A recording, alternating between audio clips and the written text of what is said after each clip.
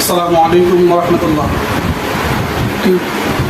দুঃসংবাদ সারা বিশ্বের মুসলিম জাতির জন্য আজ আপনারা সকলেই শুনে খুব কষ্ট পাবেন। সারা বিশ্বের মুসলিম জাতির জন্য আজকে একটি দুঃসংবাদ। ইরানের প্রেসিডেন্ট ইব্রাহিম রাইসি সহ তার সহসঙ্গী পররাষ্ট্রমন্ত্রী সহ আজ হেলিকপ্টার বিধ্বস্ত হয়ে মারা গেছেন। ইরানের গণমাধ্যম এটি আমাদেরকে জানিয়েছেন যে আজকে তাদের দেশের প্রেসিডেন্ট ইব্রাহিম রাইসি একটি রাজ্য শহরে গিয়েছিলেন উদ্বোধন করার জন্য। পাহাড়ি অঞ্চল, বেশি কুয়াশা থাকার কারণে হেলিকপ্টার বিধ্বস্ত হয়ে পাহাড়ে গিয়ে হেলিকপ্টারটি আশ্রয় করে ইব্রাহিম রাইসি সহ ইরানের পররাষ্ট্রমন্ত্রী সহ আর অন্যান্য গুরুত্বপূর্ণ ব্যক্তিরা নিহত বরণ করেছেন। ইন্না লিল্লাহি ওয়া ইন্না ইলাইহি রাজিউন। আমাদের মুসলিম জাতির জন্য আজকে একটা কালো অধ্যায়, দুর্ভাগ্যের একটা বিষয়। এই ক্লান্তিকালে এসে ইরানের এই সর্বোচ্চ নেতা আয়াতুল্লাহ খামেনি পরে যিনি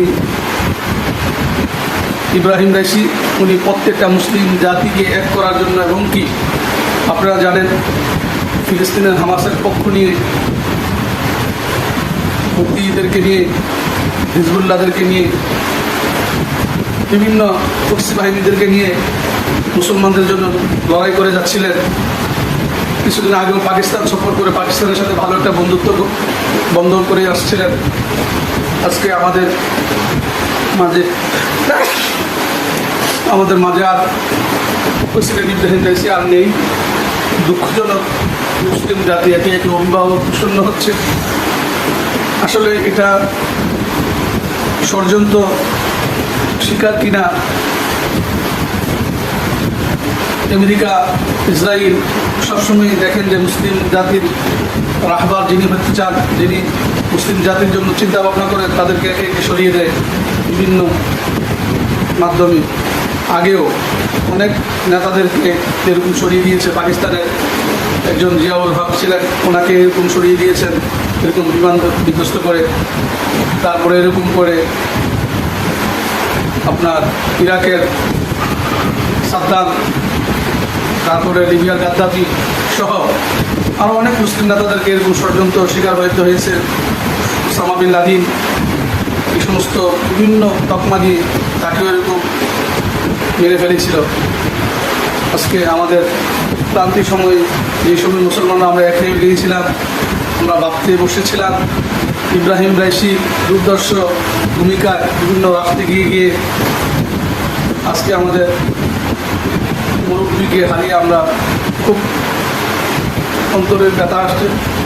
আল্লাহ তাআলা যেন ওনাকে মাফ করে দেন, আল্লাহ তাআলা ওনাকে যেন শহীদি মর্যাদা দান করেন। আল্লাহ তাআলার কাছে আমরা এই দোয়া করছি, আল্লাহ পাক রব্বুল আলামিন যেন ইব্রাহিম রাইসি সহ তার সফরসঙ্গী যারা ছিলেন সকলকে যেন আল্লাহ তাআলা শহীদি মর্যাদা দান করেন। সকলে বলেন আমিন। আজকে দুঃখ কোথায় রাখবো আমরা? আমরা সকলে দোয়া করি ইব্রাহিম রাইসির জন্য। উনি একজন সফল নায়ক ছিলেন, মুসলমান জাতির জন্য একজন আইডল ছিলেন। যেই সময় মুসলমান জাতি এরকম দলে দলে বিভক্ত, তখন আমাদের আরেকজন রাষ্ট্রনায়ক মুসলিম বিশ্বের তুরস্কের রসিদ তাইয়্যিব এরদোয়ানের মাধ্যমে আজকে মুসলিম জাতি এক হয়ে গিয়েছিল। আজকে এই দুর্ঘটনা শুনে আমার মনকে মানিতে পারতেছি না। আমি দোয়া করছি আপনারা সকলে প্রাণ করে দোয়া করবেন, আল্লাহ তাআলা যেন ওনার মাফ করে দেন, ওনার কবরকে যেন জান্নাতুল বাগান বানিয়ে দেন, ওনার